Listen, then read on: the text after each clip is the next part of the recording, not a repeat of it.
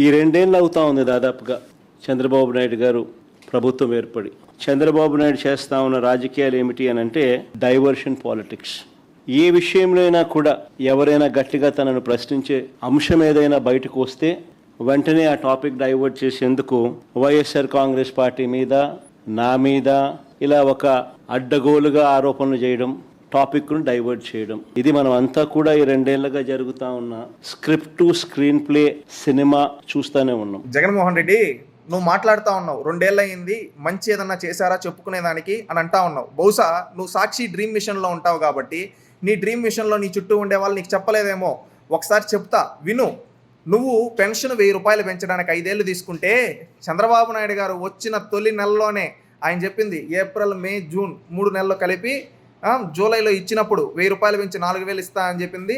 7000 ఒకే నెలలో ఇచ్చి భారతదేశ చరిత్రలో ఎక్కడ కానీ పెన్షన్ ఈ విధంగా ఇవ్వాల. అది గుర్తుపెట్టుకో జగన్మోహన్ రెడ్డి. ఇంకొకటి, నువ్వు మత్స్యకార సేవలో చంద్రబాబు నాయుడు గారు ఇచ్చే 10,000నే తప్ప 1 రూపాయి కూడా 5 ఏళ్ళలో పెంచకపోతే ఈరోజు 20,000 చేసి ప్రతి మత్స్యకార సోదరుడికి ఇస్తూ ఉన్నాడు. ఒకప్పుడు నువ్వు అమ్మ ఒడి అని చెప్పి అర్ధ ఒడి చేసి ఇంట్లో ఎంతమంది పిల్లలు అంటే చెప్పి లాస్ట్గా ఆచి తూచి అని చెప్పి ఒకరికి ఇస్తే ఈరోజు ఇంట్లో ఎంతమంది పిల్లలు ఉంటే అంతమందికి తల్లికి వందనం ఇచ్చి ఒక పెద్దన్నలా నిలబడుతున్నారు.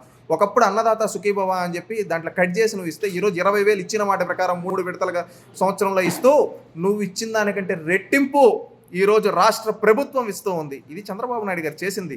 బహుశా నీకు తెలియకపోతే తెలుసుకో. ఒకప్పుడు మధ్యాహ్న భోజనం పథకంలో స్కూల్ పిల్లలు వెళ్తే పక్కన పాడేసి వెళ్ళిపోతుంటే ఈరోజు మధ్యాహ్న భోజనం ఆనందంగా తింటూ ఉన్నారు. ఆ విధంగా తీసుకొని వచ్చారు.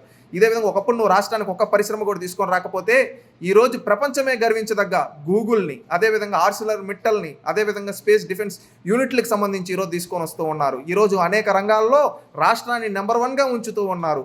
ఈరోజు సుపరిపాలన ఇస్తాం. ఒకప్పుడు నువ్వు పాలసీల గురించే మాట్లాడకపోతే ఈరోజు కొత్త పాలసీలు తీసుకొని వచ్చి రాష్ట్రాన్ని పరుగులు పెట్టిస్తున్నారు. అభివృద్ధిలో, సంక్షేమంలో సంస్కరణలు తీసుకొని వస్తూ ఒక సుపరిపాలన అందిస్తూ ప్రతి ఒక్కరు అన్ని వర్గాలకి అండగా నిలబడుతున్నారు. మహిళలకి ఒకప్పుడు నువ్వు అన్నా క్యాంటీన్ మూసేసి పేదోడి పొట్ట కొడితే ఈరోజు 269 అన్నా క్యాంటీన్లు ఓపెన్ చేసి ఈరోజు రాష్ట్రంలో ప్రతి ఒక్కరికి అన్నం పెడుతున్న వ్యక్తి చంద్రబాబు నాయుడు పేదవాళ్ళకి. అదేవిధంగా ఒకప్పుడు నువ్వు మహిళలకి ఏదో ఓటు బ్యాంక్ ఫ్రీ బస్ అంటే అది ఇవ్వలేరని చెప్పావు. కానీ ఈరోజు మహిళలకు ఓటు బ్యాంక్ కాదు, వాళ్ళకి మేము ఫ్రీ బస్ ఇస్తామని చెప్పి ఇచ్చిన మాట ప్రకారం ఈరోజు ఫ్రీ బస్ ఇచ్చి వాళ్ళు ఎక్కడికి వెళ్ళినా కానీ కాలరగడి ధైర్యంగా ఈరోజు ఉచిత బస్సులో వెళ్తూ ఉన్నారు. అదేవిధంగా ఒకప్పుడు నువ్వు గ్యాస్ భారం పెంచేస్తే ఈరోజు ఉచితంగా 3 గ్యాస్ సిలిండర్లు సంవత్సరానికి ఇస్తూ ఉన్నారు. ఈ విధంగా చెప్పుకుంటూ పోతే రోజులు సరిపోవు. జగన్మోహన్ రెడ్డి, చంద్రబాబు నాయుడు గారు చేసిన అభివృద్ధి గురించి, సంక్షేమం గురించి, సంస్కరణల గురించి, సుపరిపాలన గురించి నువ్వు తెలుసుకో. అంతేగాని సాక్షి డ్రీమ్ మిషన్లో ఉండి ఇలా మాట్లాడితే జనాలు నిన్ను ఎర్రి పప్ప అని అంటారు. అది తెలుసుకోవాలని సవినీయంగా తెలియజేస్తున్నాం జగన్ రెడ్డి.